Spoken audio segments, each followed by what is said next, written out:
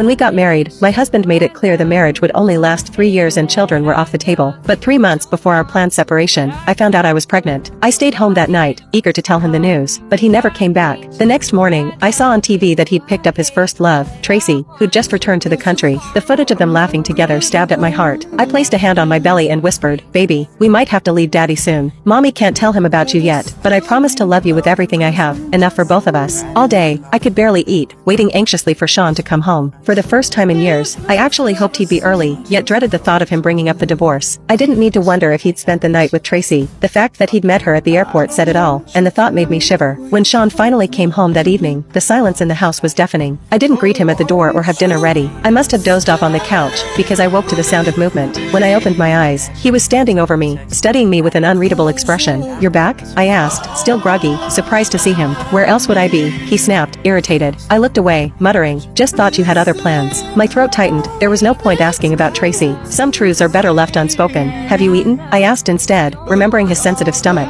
I'd been so distracted, I'd forgotten to cook. "No," he said flatly, heading to the dining table. He looked moody, like he had something on his mind but wouldn't say it. I sighed. "I'll make noodles." "Whatever," he grumbled. Soon, 2 steaming bowls of noodles were set down. He wolfed his down, clearly starving, while we sat in heavy silence, the clink of utensils the only sound. When he finished, he leaned back and said, "Go to bed early. I need to finish work at the office. We're having dinner at Grandpa's tomorrow. I'll pick you up in the afternoon." "You don't have to. I can take a cab." "I'll pick you up. Cabs are a hassle." His tone brooked no argument. "Okay," I mumbled, staring at my food as he walked upstairs. I felt trapped, like this marriage was a cage I couldn't escape. The next morning, Sean was already gone when I woke. For the baby's sake, I forced down some food. I was cleaning the kitchen when the doorbell rang. There stood Tracy, the woman from the news, wearing a lavender dress, her curls cascading over her shoulders, smiling like sunshine. Next to her, my plain white made me feel drab and small. "Mrs. Wilson? I'm Tracy, a friend of Sean's," she cooed sweetly. "I know," I said, forcing a smile as I stepped aside, my fingers trembling. She settled on the couch, pulling a wristwatch from her designer bag. "Sean left this at my hotel yesterday. I couldn't reach him, so I thought I'd drop it off." I gripped the couch arm, my nails digging in. "Thanks, I'll give it to him."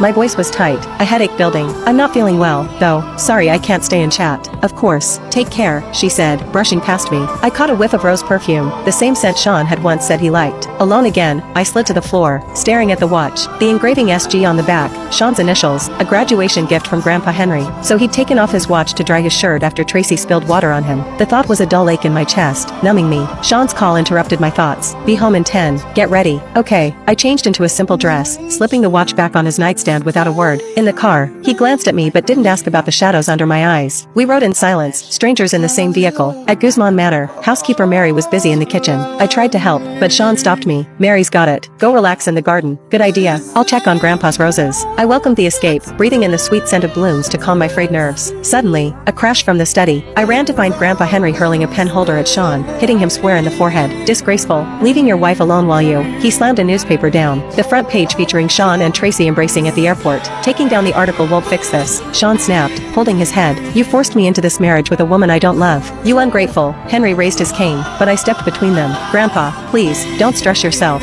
I turned to Sean, his forehead already bruising. Despite everything, I felt a pang of concern. After settling Grandpa downstairs, I fetched iodine. "Let me clean that. It's just a scratch." He turned away, but his voice was softer than usual. As I dabbed at the wound, he looked up at me, his gaze intense, as if he wanted to say something but couldn't. So much unspoken between us, about Tracy, the divorce, the lack of love in our marriage. But the life growing inside me was a quiet reminder. In this messy, broken thing, I'd found something worth fighting for.